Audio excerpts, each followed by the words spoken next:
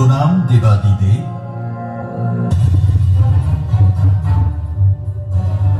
আর বেশি সময় নেই দেব। সতী এখনো প্রস্তুত নয়। যে পরিণাম আমরা পেতে চাই তার জন্য শীঘ্রই কিছু করতে হবে। সতী খুব শীঘ্রই তার সাধনা আরম্ভ করবে না?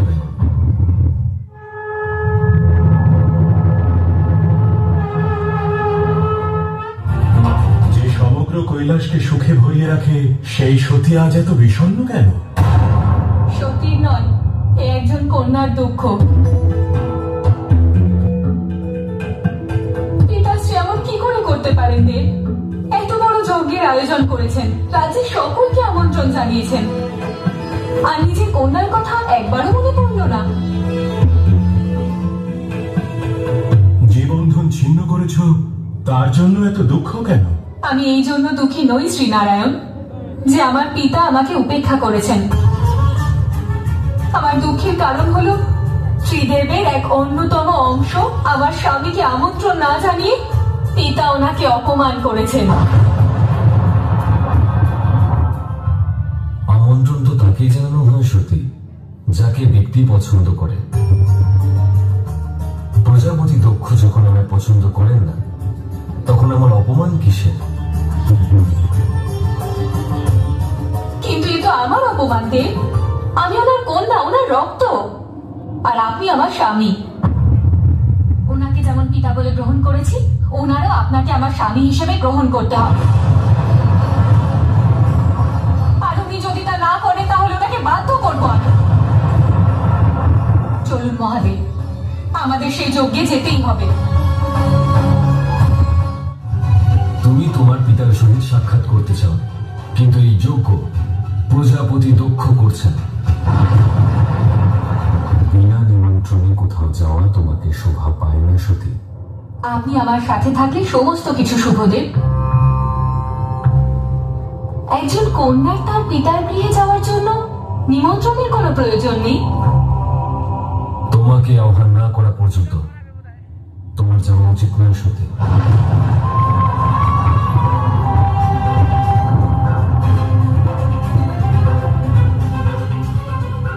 অর্থাৎ পিতার মতো অহংকার আপনার মধ্যেও আছে দেব?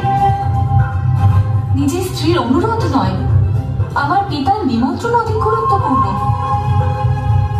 আমার ইচ্ছের কোনো মূল্য নেই আপনার কাছে।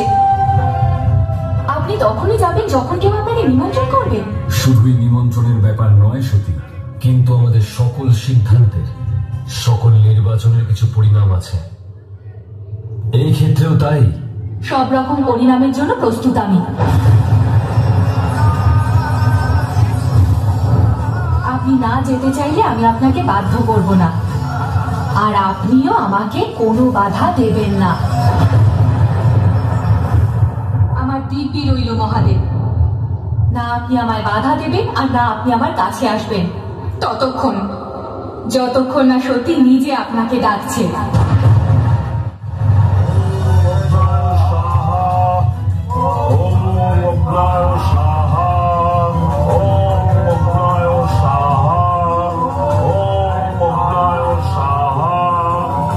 মহর্ষি ভৃগু, অগ্নিদেব এখনো সন্তুষ্ট হননি। অগ্নি এখনো আহুতির পিপাসু হয়ে আছে।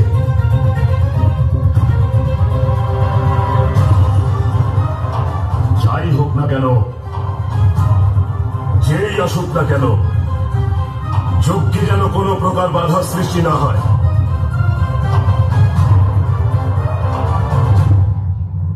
যজ্ঞে বিনা আমন্ত্রণে দু ধরনের ব্যক্তিরা আসে, এক ভিক্ষুক, দ্বিতীয় হলো রাক্ষস। নিজের পরিচয় দাও। যজ্ঞে দু ধরনের মানুষকে আমন্ত্রণ করা হয় না পিতা, এক শত্রু, অপরটি হলো চণ্ডাল। আমি কি আপনার কন্যা হওয়ার অধিকার হারিয়ে ফেলেছি, নাকি স্বয়ং চণ্ডালিনী হয়ে গেছি যে আপনার যজ্ঞে নিজের কন্যাকে আমন্ত্রণ জানানোর প্রয়োজন মনেই করলেন না? কিন্তু আমি এটাও জানি যে দুজন ছাড়া যজ্ঞ পূর্ণ হয় না। এক হলো পবিত্র আত্মা, অপরটি হলো আত্মযোগ, অর্থাৎ সন্তান।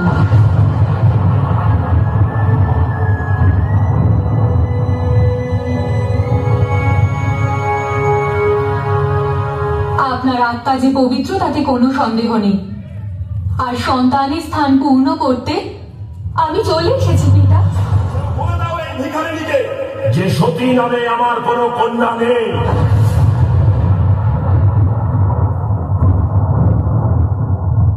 শ্মশানে বসবাস করে এই চণ্ডালিনী, একে দূর করে দাও আমার পবিত্র যজ্ঞস্থল থেকে।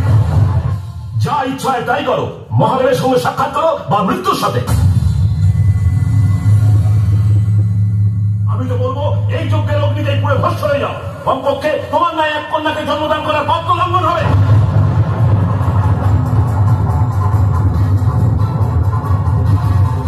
অন্তত আমার রক্তের কলঙ্ক তো লুপ্ত হবে, যে রক্ত ওই কাপালিকের রক্তের সাথে মিলিত হয়েছে।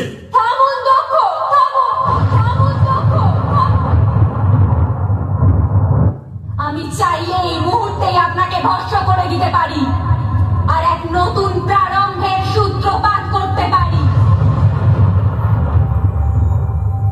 কিন্তু আমার সমগ্র শরীরে আপনারই রক্ত বইছে। আপনি আপনার রক্তের অপমান করতে পারেন, আমি পারি না। জীবিত অবস্থায় আমি আমার পিতাকে পথ প্রদর্শন করাতে পারিনি, কিন্তু আমার চিতার আগুন আপনাকে সেই পথ প্রদর্শন করাবে পিতা। আপনি বলেছিলেন না মহাদেব যে নিজের ভয়ের সম্মুখীন হও, আপনি বলেছিলেন না নিজের ভয়কে গ্রহণ করো। তাই আজ এই সতী তার ভয়কে গ্রহণ করছে, আজ এই সতী অগ্নিকে গ্রহণ করছে।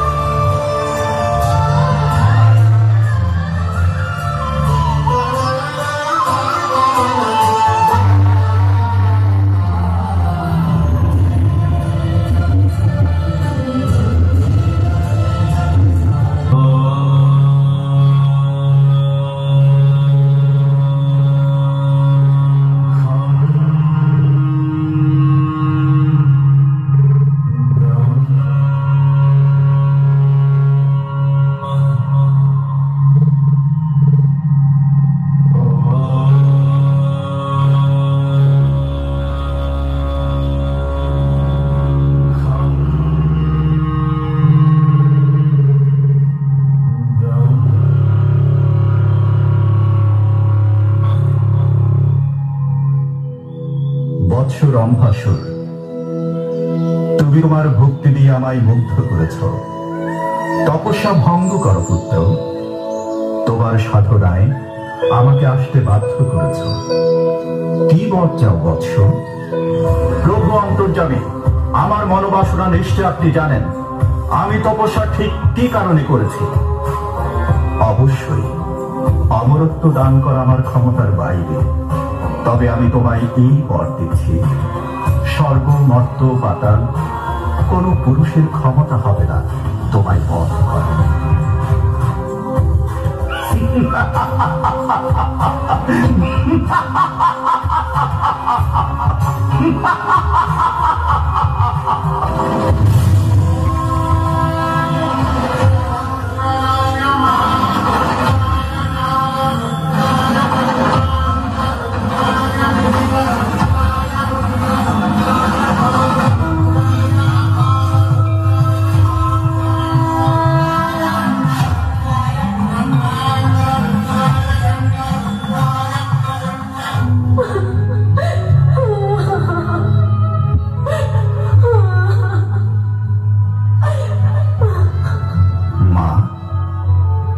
যেই হও না কেন, তোমার এখানেই কোনো ভয় নেই।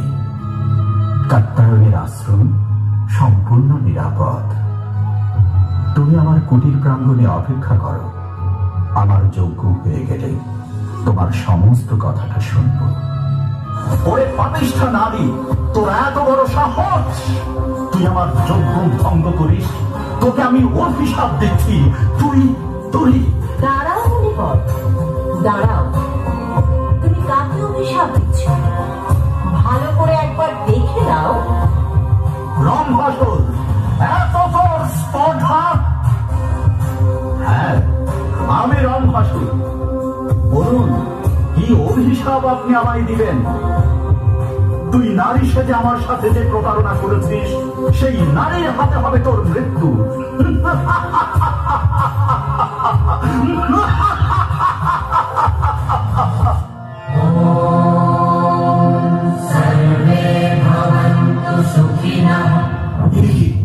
আমাদের বেদ স্মরণ হচ্ছে না কেন? আমরা বেদ মন্ত্র উচ্চারণ করতে পারছি না কেন? বেদ মন্ত্রই তো মূল মন্ত্র। বেদ মন্ত্র বিনা যজ্ঞ করবো কি করে?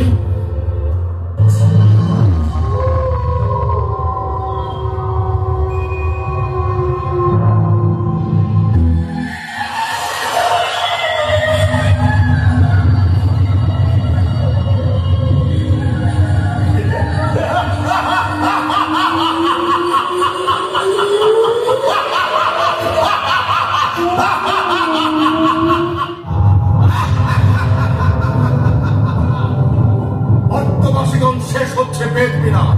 এবার স্বর্গবাসীগণ ভুগবে। বেদ দ্বারা মহাবিনাশ করবো আমি।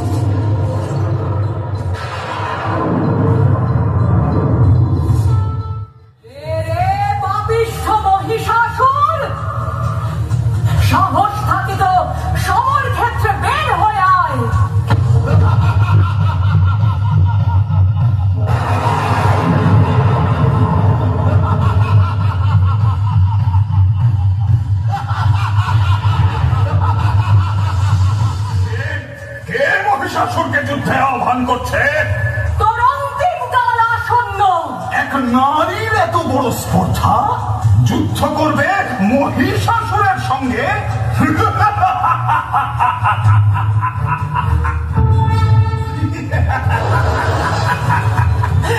আমি শিব জায়া পার্বতীকে ঘরণী করতে চাই। তাকে দেখে মুগ্ধ হয়েছি আমি।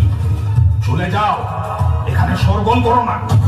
শিব জায়া পার্বতীকে কামনা করিস তুই?